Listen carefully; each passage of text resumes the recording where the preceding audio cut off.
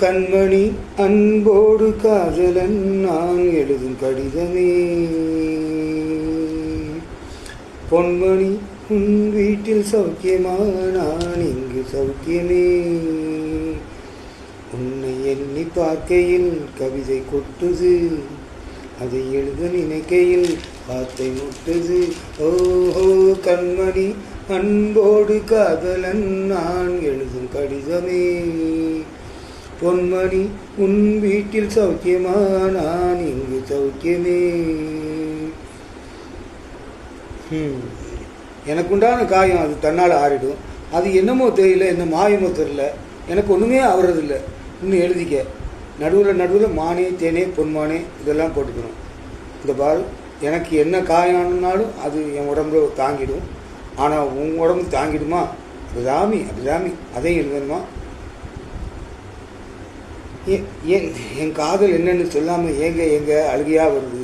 ஆனால் நான் அழுது என் சோகம் ஒன்று தாக்கிடுமோன்னு அப்படின்னு நினைக்கும்போது வர்ற அழுகை கூட நின்றுடுது. மனிதர் உணர்ந்து கொள்ள இது மனித காதல் அல்ல, அதையும் தாண்டி புனிதமானது. உண்டான காயம் இங்கு தன்னாலே மாறி போன மாயம் என்ன பொன்மானே. உண்டான காயம் இங்கு தன்னாலே மாறி போன மாயம் என்ன பொன்மானே. என்ன காயமான போதும் என்னே நீ தாங்கிக் கொள்ளும் அங்கே வந்தது. என்ன காயமான போதும் என்னே நீ தாங்கிக் கொள்ளும் உந்தே நீ தாங்காது செந்தேனே. எந்த காதல் என்னவென்று சொல்லாமல் ஏங்க அழுகை வந்தது. எந்த சோகம் உன்னை தாக்கும் என்றென்னும் போது வந்த அழுகை நின்றது. மனிதர் உணர்ந்து கொள்ள இது மனித காதல் அல்ல, அதையும் தாண்டி புனிதமானது. அபிராமியே தாலாட்டும் சாமியே நான் தானே தெரியுமா?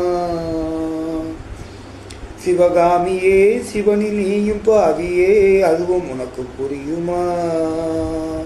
சுபலாலி லாலி லாலி லாலி அபிராமி லாலி லாலி லாலி.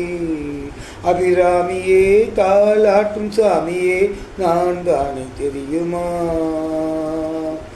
உனக்கு புரியுமா? லாலலா லாலலா லாலலா லாலலா லாலலா.